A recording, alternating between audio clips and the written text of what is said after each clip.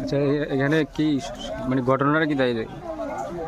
আজকে একজন যে এখানে নওপড়া আমাদের ফকিরাতলা অন্তর্গত, তো বাবুল নাম ওর নাম, অত্যন্ত গরিব মানুষ এবং বেতকাম মানে করে খায়।